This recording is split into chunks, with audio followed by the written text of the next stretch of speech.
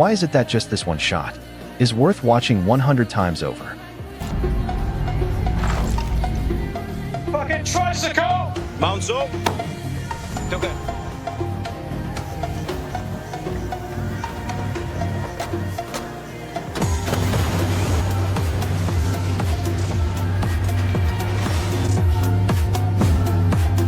In The Day of the Jackal starring Eddie Redmayne, the assassin Jackal impresses the audience with his precise planning and strong adaptability, leaving a deep impression, making one wonder how this charming man evolved into a top assassin. Actually, Jackal's real name is Alexander Duggan. 10 years ago, he was a top sniper in the British Parachute Regiment, mainly responsible for assassinating key Taliban figures, with observer Gary assisting by his side, helping him detect wind direction and watch the surroundings. Send it. Long-term cooperation turned them into good friends. But as time passed, Duggan fell into deep weariness. Looking at the strangers he had killed on the wall, he didn't know the meaning of it all, even feeling deeply trapped.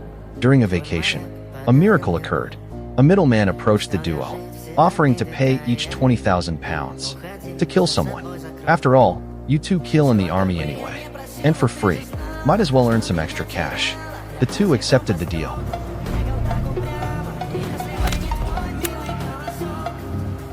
£20,000 easily obtained showed Duggan a path to freedom. Later, the middleman tried to persuade them to become professional assassins, but Gary politely declined, reasoning they still had years of military service left. Unexpectedly, the silent Duggan had taken the matter to heart. Soon after, the assault team received a mission to capture a key Taliban figure at a wedding. Before departure, superiors emphasized not to harm civilians. Midway, Duggan and Gary got off early, setting up a sniper rifle nearby for cover, while the captain led the rest to the wedding. But upon meeting, the atmosphere turned tense. On this joyous day, the other side clearly did not want a conflict, but they wouldn't hand over their leader willingly. As the two sides negotiated, Gary suddenly spotted a sniper on a distant hill, aiming at the team members. To be safe, Duggan fired first, intending to quietly eliminate the threat. Unexpectedly, the enemy's gun went off as he fell. In for a penny, in for a pound. The captain ordered a full assault on the wedding.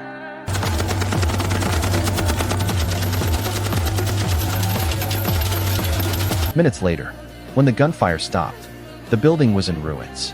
All civilians at the wedding lay in pools of blood. Even if there were survivors, the captain showed no mercy, silencing them. Dozens of lives vanished just like that. The scene was too much for Duggan to bear. Bloodstains on the white wedding dress seemed to torment his conscience. In contrast, the other soldiers were accustomed, as this wasn't their first time doing this. The captain calmly called for an airstrike to cover up the massacre of innocents. Ready up the cars, let's get out of there! You all saw the RPGs, right? Duggan stiffly followed the others in retreat. 5 minutes later, a kilometer away, the team watched the bombing, boasting about a job well done. Only Duggan and Gary looked grim. Wasn't clean. Wasn't a mess. Duggan didn't respond, just silently made up his mind. On the way back to base, Duggan suddenly stopped the vehicle. Turns out, he keenly spotted a glint on a mound ahead. Instantly, the whole team was on edge, fearing an enemy landmine. Seeing everyone helpless, Duggan volunteered to clear it, specifically asking Gary to join. You wanna check for IEDs? I'm up before you, mate. Why the fuck were you to come with you? Ignoring his partner's grumbling, he turned on the mine detector, carefully moving forward.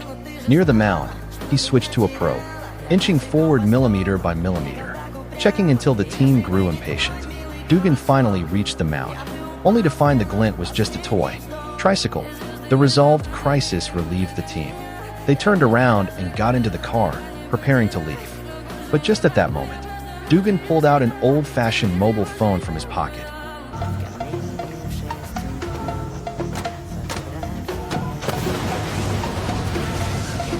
It turned out that Duggan had planted a bomb in the car in advance. Using this explosion, he and his family could completely avoid military service. and live a more meaningful life. Now, looking back at the moment Dugan killed the sniper, was it unintentional or deliberate? We can't help but feel a chill thinking about it. Anyway, a few years later, he transformed into the top assassin, the Jackal, earning the highest salary in the industry, killing the most important targets.